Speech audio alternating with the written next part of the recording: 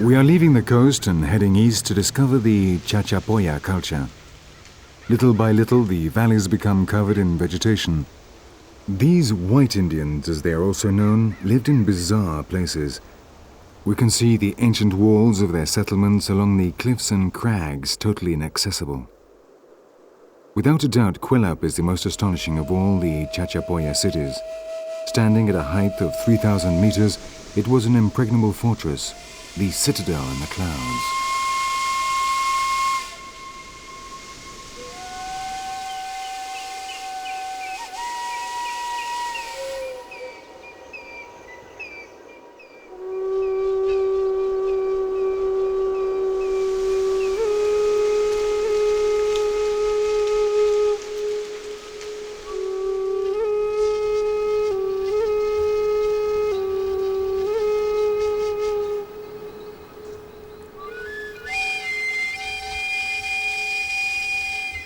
The city walls are 600 meters long and between 10 and 20 meters high.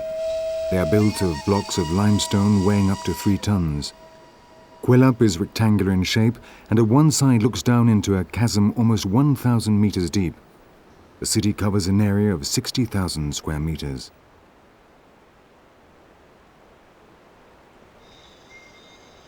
The entrances are built on steep slopes and are shaped like funnels, becoming increasingly narrow until only one person can pass at a time.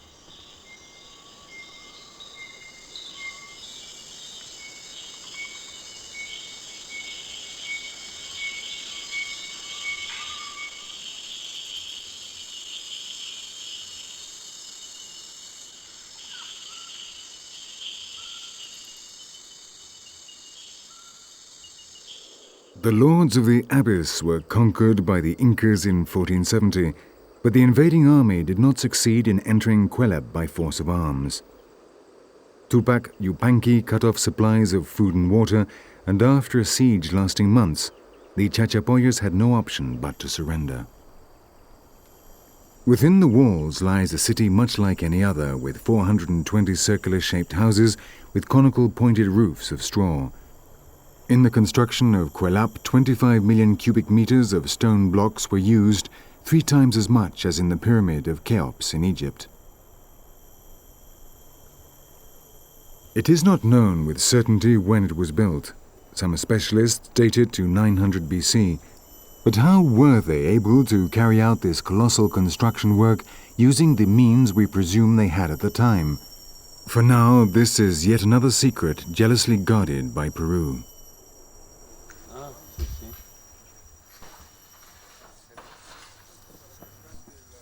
The archaeological excavations that are being carried out have so far not unraveled the mystery of this strange mountain civilization. But work continues. The study of the bodies and the pottery will be vital in understanding the Chachapoyas.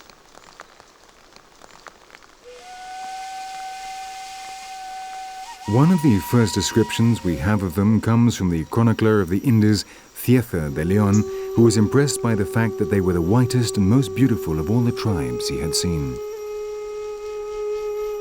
Some investigators believed that these white Indians were of European origin, basing their argument on supposed cultural influences from the old continent in the remains they have so far found in the jungle. These theories call into question the official history, as they would mean that a group of Europeans reached America well before Columbus.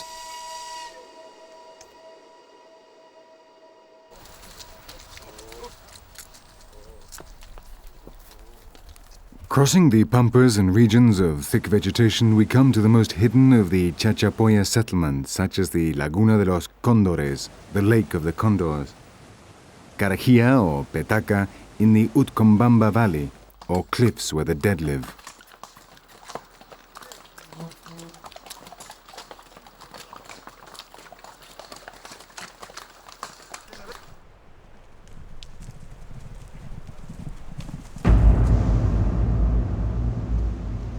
On the sacred mountain of La Petaca, there are over 100 tombs in which they laid to rest their mummified dead.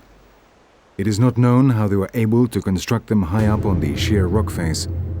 It is presumed they had some type of scaffolding which they would destroy once the mummy had been deposited in the funeral chamber so that no one could disturb its eternal sleep. But up to now, no evidence has been found to prove that this was indeed the case.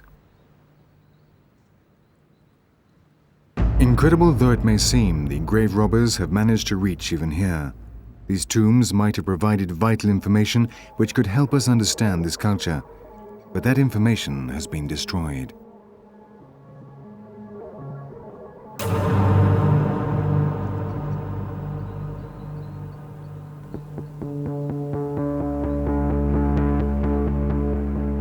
Nonetheless, on the lake of the Condors, better conserved burial sites are now being found. Under the supervision of the archaeologist Sonia Guillen and with the valuable support of the Spanish priest Diego Isidoro, dozens of funeral bundles have been unearthed and taken to the museum in the city of La Imbembamba.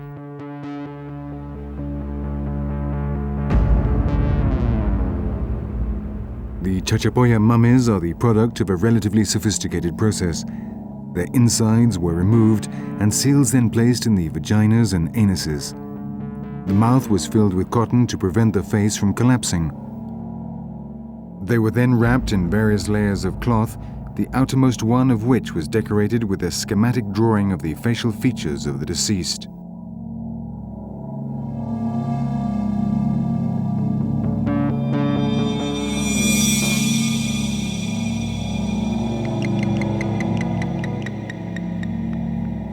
Thanks to this process and the cold, dry atmosphere of the mountainside tombs in which they were placed, they are extraordinarily well conserved.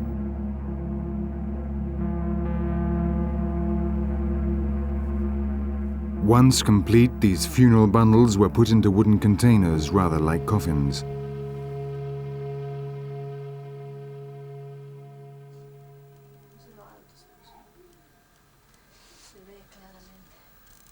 Little by little, the mummies of the Lake of the Condors are providing specialists with information.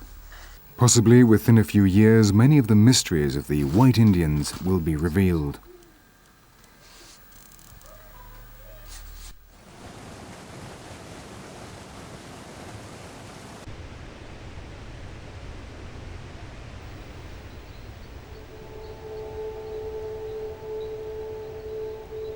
Although the secrets they hide are many, perhaps one day we will know the meanings behind the silently staring faces of the sarcophagi of Carajilla in which the Chachapoya mummies were laid to rest. How and why were they placed here? We do not, for the time being, have the answer. We must content ourselves with the emotion of simply seeing them and knowing that in this world there are still many mysteries that remain to be discovered.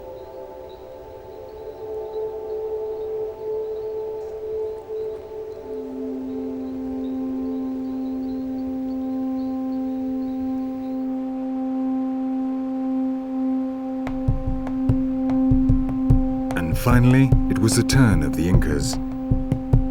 Their empire, the Tahuantinsuyo, extended from what is now Ecuador to Argentina and Chile, absorbing all previous cultures.